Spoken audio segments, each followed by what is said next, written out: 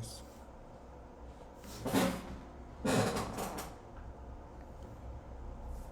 Amém, amados? Mais uma quarta-feira e hoje nós vamos estar ouvindo o que Deus colocou no coração do Alexandre e uma palavra bem importante nesses dias, né? Sermos pacientes na tribulação. Nós não combinamos, mas foi isso que nós falamos ontem no Projeto Caleb, né? Sobre paciência, domínio próprio, mansidão. Então você vê que Deus está falando a mesma coisa aos nossos corações. Então vamos prestar atenção, amados. Vamos estar orando e você já pode falar como é que está o som aí para nós, tá? É importante isso, tá?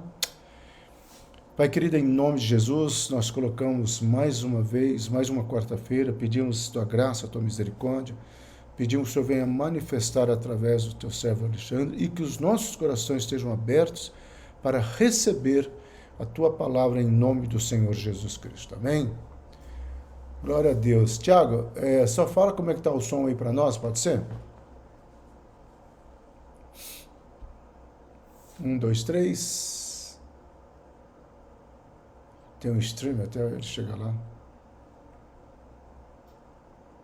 Tá, mas amém. Vamos acreditar. Pode sentar aqui. Vamos tomar posse que ninguém respondeu. Deixa eu ver quem respondeu. Tá ótimo. Amém. Glória a Deus. A paz do Senhor Jesus, irmãos. Agradecer muito a Deus por mais esse momento, por mais essa oportunidade de estar dividindo o que o Senhor falou comigo. Aleluia.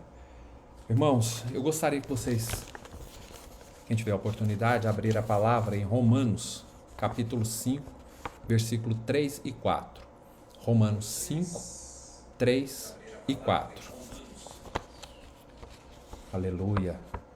E não somente isto, mas também nos gloriamos nas tribulações, sabendo que a tribulação produz a paciência, e a paciência a experiência, e a experiência a esperança.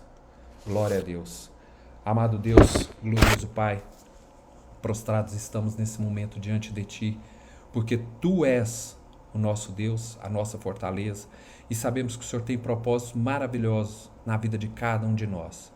Senhor, encha-nos de Ti, glorifica o Teu nome, Senhor, unge os nossos lábios, unge os nossos ouvidos, o nosso coração principalmente, Pai, para que possamos aprender mais de Ti, em nome do Senhor Jesus, ó Pai. Glorifica e exalta o Teu nome, para a honra, glória e louvor do Teu nome, Pai. Aleluia. E eu clamo, em nome de Jesus, que eu diminua e que o Senhor cresça, para a glória e louvor do Teu nome. Aleluia. Amém. Irmãos, por que falar hoje de tribulação? Eu fiquei incomodado com relação a isso, principalmente no tocante a tantas situações que toda a população no mundo inteiro está passando, a tribulação que realmente praticamente todas as pessoas estão passando, e que a palavra ainda diz que isso é o começo das dores. Quem estuda muito escatologia, todos, é unânime, diz que os sinais estão muito fortes da volta do Senhor. E a palavra diz que haverá um tempo de tribulação e depois de grande tribulação, né? E aí um versículo muito conhecido, que é esse, de Romanos 5, 3 e 4, que Paulo, dizendo aos romanos, que Paulo sofria muito. Paulo foi praticamente morto, né? Eles espancaram, jogaram ele, porque acreditaram que ele estava morto. Passou por muitas circunstâncias. E ele é quem disse: nos gloriamos nas tribulações, sabendo que a tribulação produz paciência, e a paciência é experiência, e a experiência é esperança. Eu busquei ter uma definição melhor em cima de cada um, do que vem a ser uma tribulação realmente. Tribulação é aquilo, é uma aflição, é um tormento, é uma adversidade, dor, é uma infelicidade, uma amargura, é uma coisa que realmente incomoda a gente, que dói realmente. Tudo que vem contra, tentando como que nos destruir realmente. E aí, o que benefício que pode ter numa tribulação? Paulo diz que nas tribulações glorificava a Deus. Por quê? Porque a tribulação produz a paciência. Porque o que é paciência? É uma tolerância, é suportar males, dissabores e incômodos resignadamente. À medida que a pessoa vai passando por tribulações, ela aprende a ter paciência. Quando se é um cristão, você tem uma certeza que o Senhor vai na frente. Então você tem uma paciência que você sabe que vai resolver, que vai ter vitórias. A palavra de Deus diz, versículo bem conhecido que o Senhor Jesus disse: no mundo tereis aflições, mas tende bom ânimo, porque eu venci o mundo. Amém? E aí, o que a paciência gera? Experiência. Você passa por uma tribulação, você tem a paciência, você sai vitorioso do lado de lá. Isso gera você em experiência. O que é? Aprendizado obtido através da prática ou da vivência. A cada vez que vai acontecendo, normalmente você fala assim: eu sei que eu vou ter a vitória lá na frente. Tá doendo? Tá, mas eu vou ter a vitória.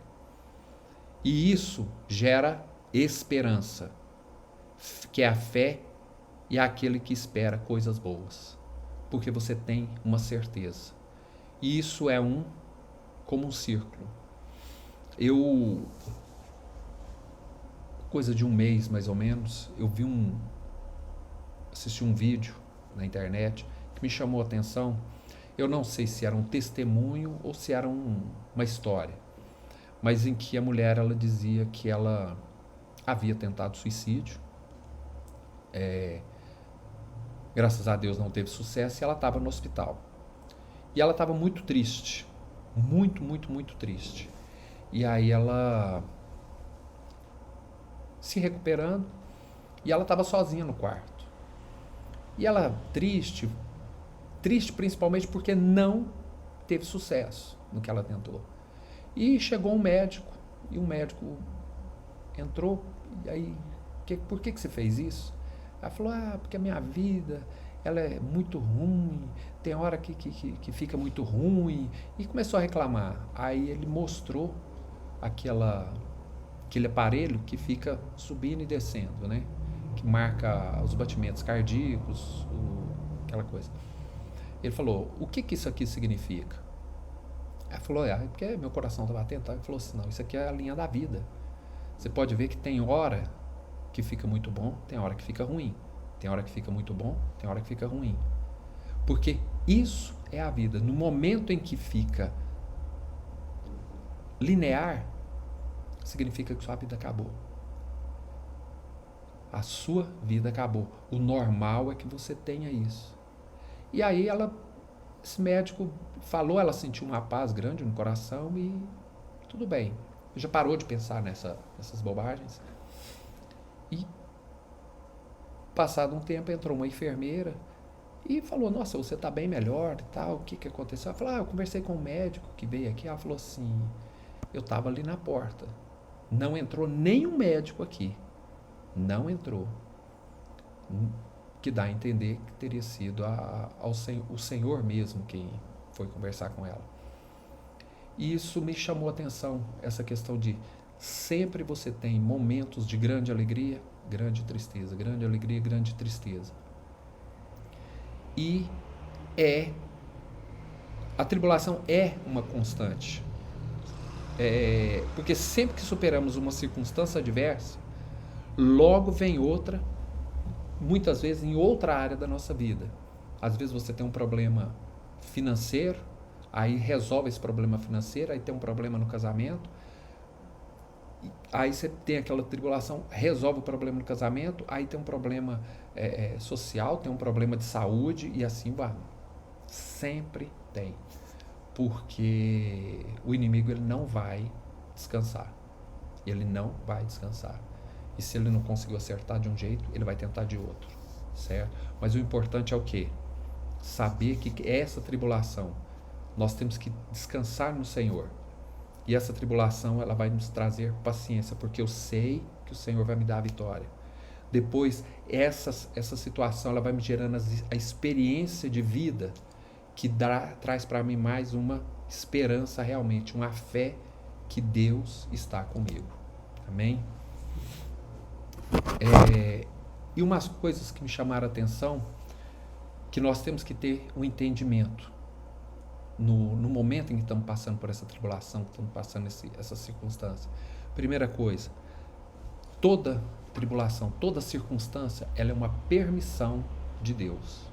Não porque nós servimos a um Deus cruel, não. É porque Ele tem um propósito de crescimento. À medida que você vai passando por essas circunstâncias, cada vez mais você vai crescendo. Eu sempre falava assim, é muito difícil, porque Deus parece que Ele espera ficar muito ruim, quase impossível de resolver e dá a solução. E assistindo vídeos também, eu gosto muito de esportes e tal, e vendo a respeito de musculação, halterofilismo e tal, o pessoal fala muito em treinar até a falha. E aí me veio essa associação. Muitas vezes essa tribulação é como se fosse treinando até a falha. Só que se você prestar atenção em uma pessoa que faz qualquer esporte, pode colocar qualquer um, corrida, quando você vai começar a treinar corrida, às vezes você vai correr 100 metros, 200 metros, é muito estressante, muito cansativo. Quando você vai treinando e vai superando, daqui a pouco está correndo uma meia maratona, uma maratona, e quando você olha lá atrás, eu tinha que correr 1 quarteirão, 2 quarteirões, 3 quarteirões. Era muito louco. Naquele outro momento, mais lá na frente, você olha e fala assim, era muito simples. Uma pessoa vai fazer musculação, ele levanta um peso de 50 quilos, vai fazer um leg press, levantar com a perna, 50 quilos custa. À medida que ele vai treinando, vai passando um tempo, coloca 100, 200, 300 e assim vai. Né? Por quê? Porque você vai crescendo e principalmente crescendo na presença do Senhor, sabendo que o Senhor é contigo. Tá? Deus, Ele sabe o limite que nós suportamos. E a palavra diz que Ele não permite nenhuma tentação, nenhuma circunstância além do que nós suportamos. Então é o Senhor que é, vamos dizer assim, o nosso personal, tá? Ele sabe exatamente o que você suporta, meu irmão, e até quando você suporta, tá? Eu queria uma comparação de alguns personagens da Bíblia que me chamaram muita atenção. Um foi Jó. Eu sempre que eu li a palavra do Senhor, que eu li o livro de Jó, eu já me vinha assim, que parece que Deus foi enganado, que foi tentado por Satanás e que caiu nessa conversa. Você não vai dar conta. Ele faz isso porque você faz isso e isso por ele, né? Parecendo aquela conversa de criança no colégio. Mas Deus tinha um propósito e Deus sabia o que aconteceria com Jó. E um ponto que mostra isso que eu estava falando, o inimigo só tocou em Jó dentro do que Deus permitiu. E foi algo terrível, realmente, porque no mesmo momento ele tocou na família, porque morreram todos os filhos. Quem é pai, quem é mãe sabe que se você imaginar alguma coisa com o filho é muito dolorido, né? Ele simplesmente num dia perdeu todos. Finanças, ele era um homem muito rico e ficou de uma noite para o dia na miséria. Na saúde de Jó, que o povo olhava e mantinha distância e sentia muita tristeza no coração, muita angústia de ver o sofrimento de Jó com relação à saúde. E da vida social, porque Jó era uma pessoa que ele era o cara, e de repente ele não era mais nada, né? E Jó não sabia o que estava acontecendo, mas Deus tinha um propósito.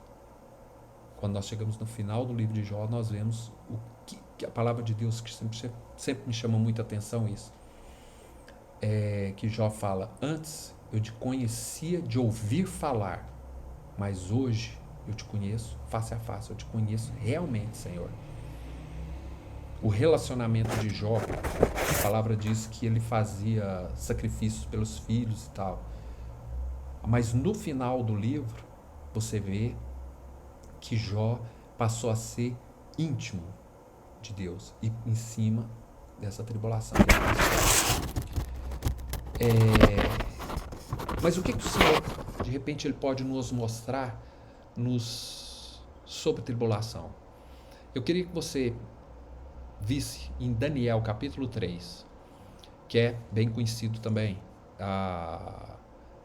no reinado de Nabucodonosor, Sadraque, Mesaque e Abednego, que foram jogados na fornalha.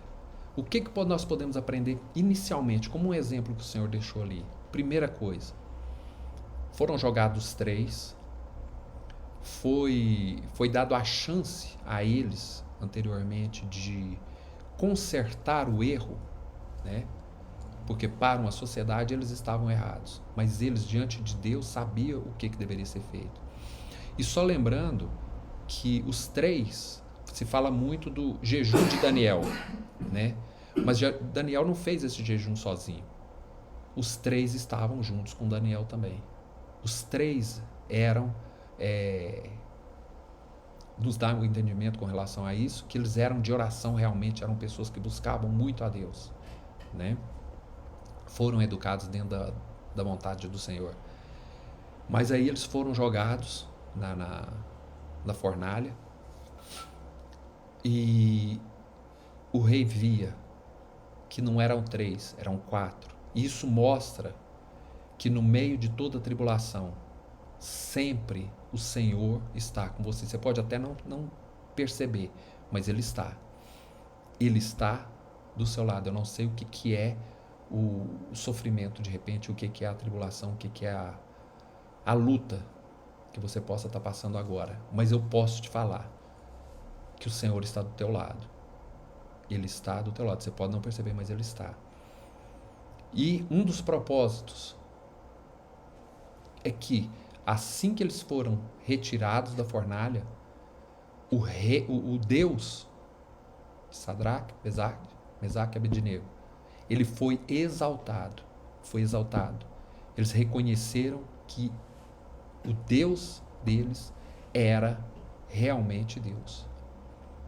E uma outra coisa, o rei deu prosperidade aos 3. Jó também teve prosperidade depois da tribulação, e os 3 também tiveram. Isso foi no reinado de Nabucodonosor. Passando mais um pouco, no reinado de Dario, foi Daniel que foi jogado na cova dos leões.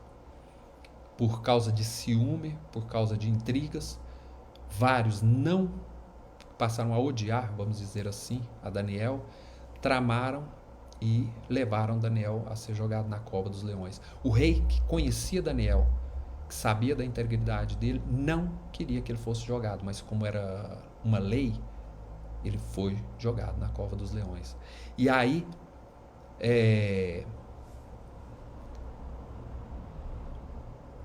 no primeiro caso, Deus estava junto. No segundo, Deus já teve um anjo que fechou a boca dos leões.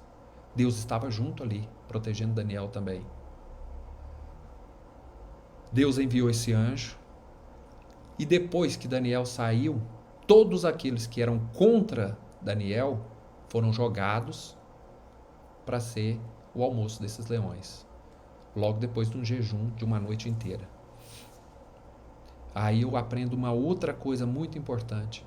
Muitas vezes no meio de uma tribulação, Deus vai usar essa tribulação para destruir aqueles que tentam tocar realmente no servo do Senhor. Tá? Eu não sei o propósito do Senhor, mas o Senhor sabe. Muitas vezes Ele usa isso para, vamos dizer, limpar o terreno. E da mesma forma, o rei prosperou. a Daniel. Olha o crescimento que aconteceu. O outro, porque aqui nós vemos sobre pessoas. Aí nós temos uma questão de nação, me leva no livro de Esther, que aí foi com relação ao rei Assuero. Já houve uma previsão de destruição do reino de todo Israel. Aí já não era mais uma pessoa, um servo do Senhor. Aí já era uma nação, certo? E a Esther, no capítulo 4, versículo 16, ela solicitou que o povo jejuasse, que o povo buscasse ao Senhor. O povo já tinha ciência que seria morto, porque todos os inimigos de Israel poderiam, na data marcada, atacar e matar todo e qualquer judeu. Mas aí o que aconteceu? Que já chamou muita já atenção, né? Foi, vamos dizer assim, um aperitivo do que seria. Amã fez uma forca para matar Mardoqueu, e ele morreu nessa forca. Mardoqueu foi exaltado e Amã e sua família foram executados. Retirou aquele que caçava. Eu estou colocando como caçava realmente, que queria destruição do servo do Senhor. Esse foi destruído com a mesma arma que ele preparou contra o servo do Senhor. E depois, na data em que os judeus seriam destruídos, eles é quem destruíram os seus inimigos. O Senhor permitiu uma circunstância e mudou para a vitória. E isso me lembra, eu assisto muitas vezes vídeos, eu estava até comentando com o pastor a respeito disso, que às vezes a gente fala assim, nós temos exemplo no Velho Testamento. Você quer um exemplo novo, um exemplo recente, relativamente recente? Procura saber sobre a Guerra dos 6 Dias, em que de forma alguma Israel poderia ter sobrevivido, porque havia um exército infinitamente maior ao redor dele. E Israel, miraculosamente, ganhou essa guerra, 6 dias. É uma guerra que hoje no mundo, entre os militares, ela não serve de base para se estudar uma guerra. Fala assim, isso aqui não serve de base, não dá para... Mas Israel saiu vencedor. Levantaram contra Israel, levantou para cair.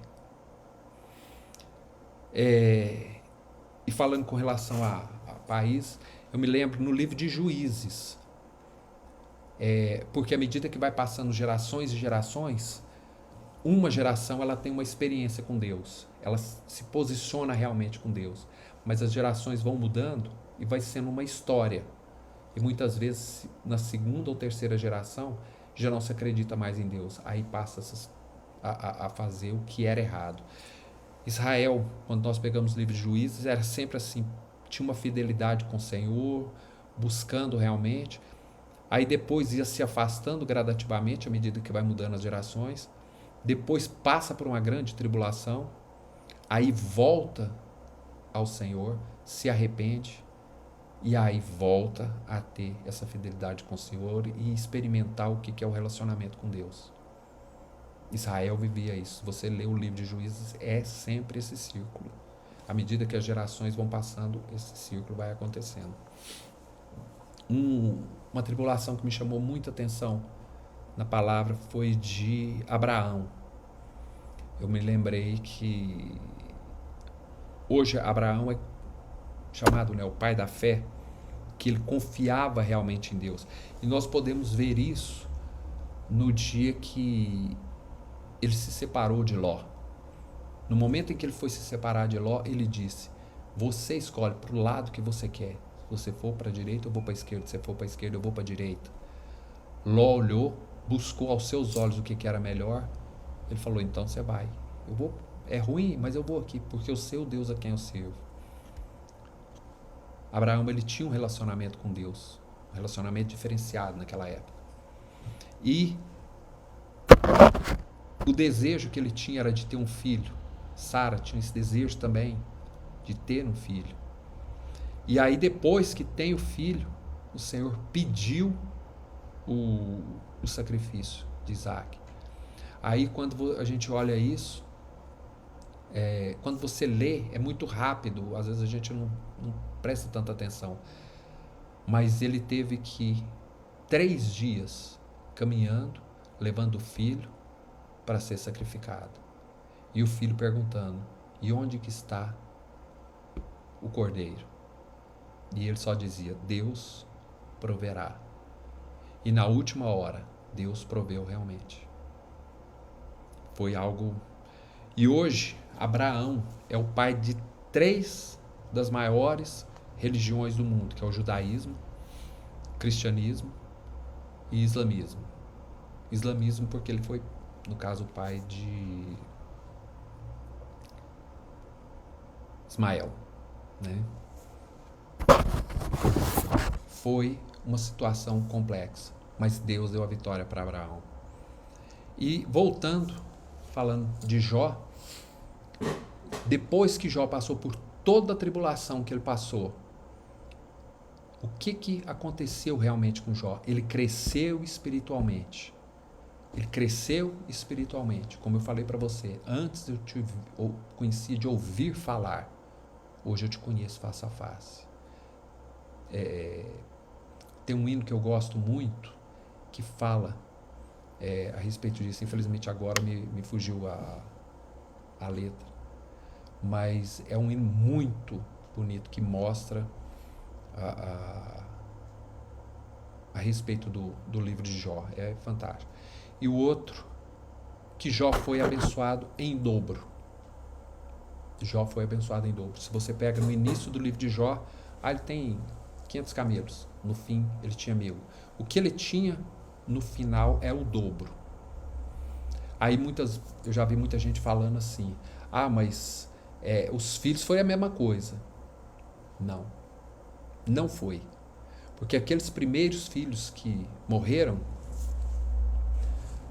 na glória, Jó vai se encontrar com todos eles.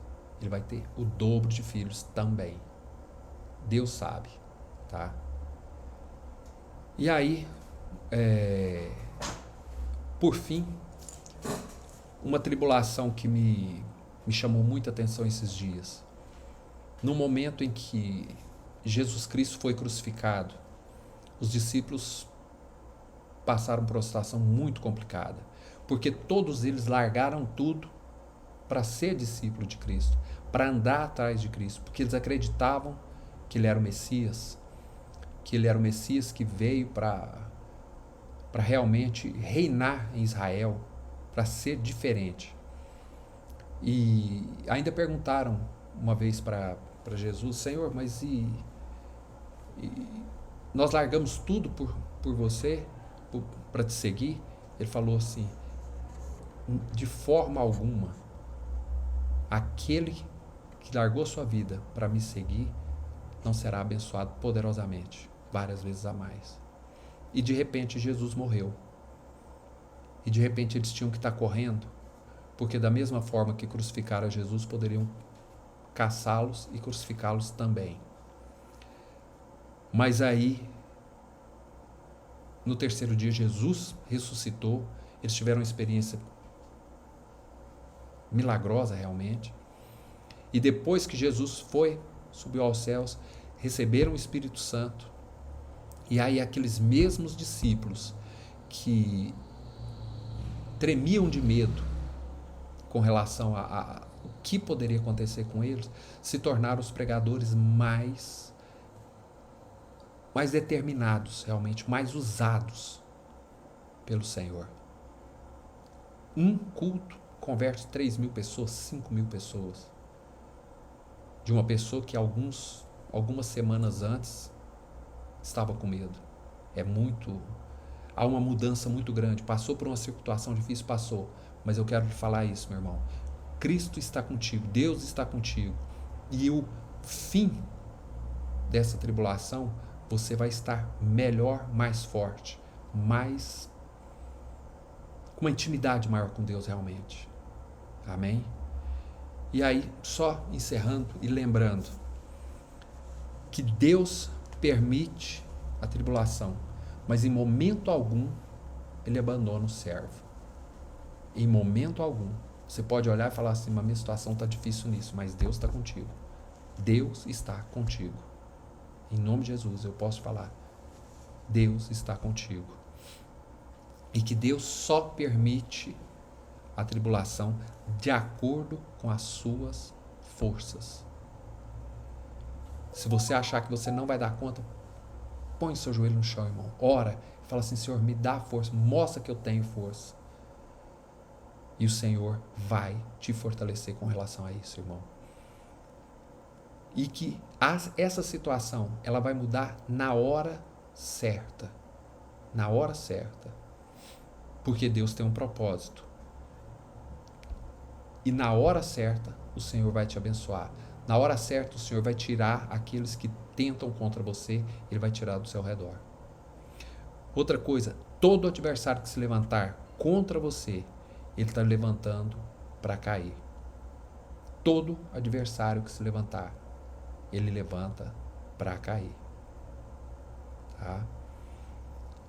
E o nome de Deus, ele será exaltado na sua vida depois de cada tribulação, porque as pessoas olham e veem o que você está passando, e veem que você aprendeu e você tem uma paciência, você tem uma determinação, você sabe que você vai ter vitória, e isso gera uma curiosidade, gera um desejo de conhecer um Deus que faz do jeito que faz na sua vida. E o nome do Senhor vai ser exaltado através da sua vida, em nome de Jesus.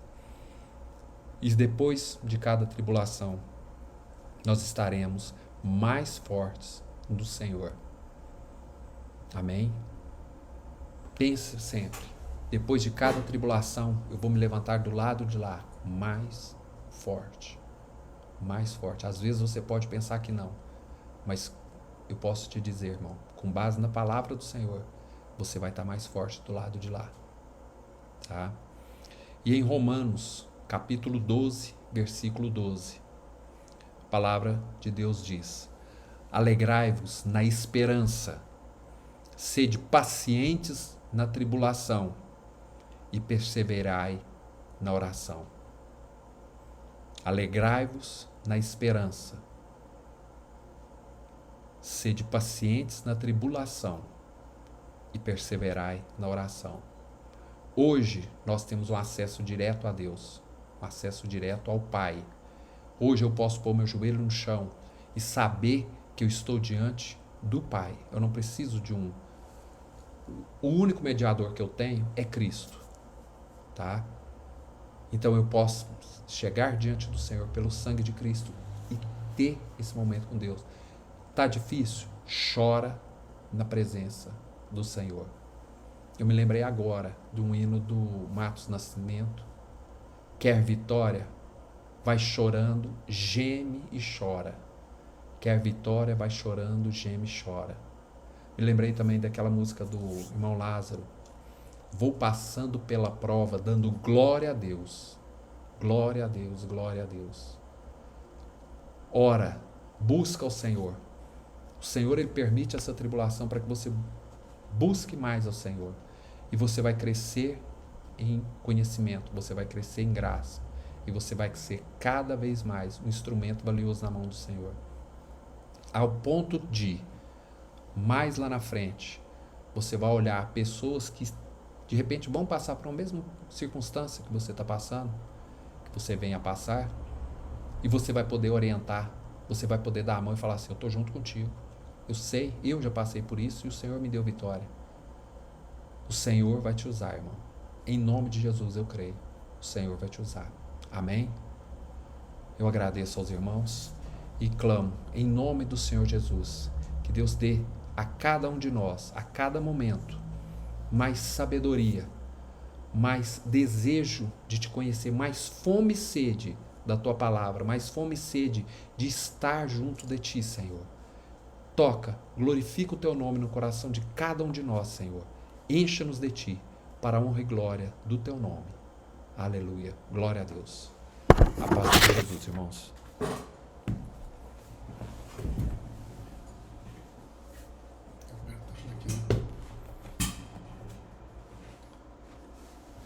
Amém, amados. Louvado seja o Senhor por essa palavra, como eu disse, próximo daquilo que nós falamos na quarta-feira, que o Senhor esteja sendo glorificado em todos nós. Amém?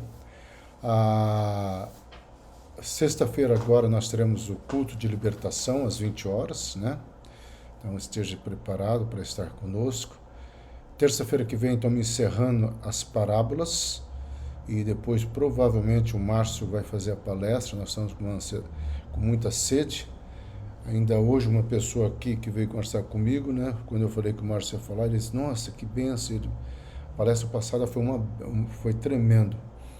E ele até sugeriu, a pessoa sugeriu para o Márcio vir pregar numa quarta-feira também. Falei, amado, vamos estar orando aí, porque é muita coisa. Mas que bom, né, que o Senhor está sendo glorificado e louvado nisso tudo. Amém? Que o Senhor confirme essa palavra e nos dê força em todas as situações, em nome de Jesus. Amém?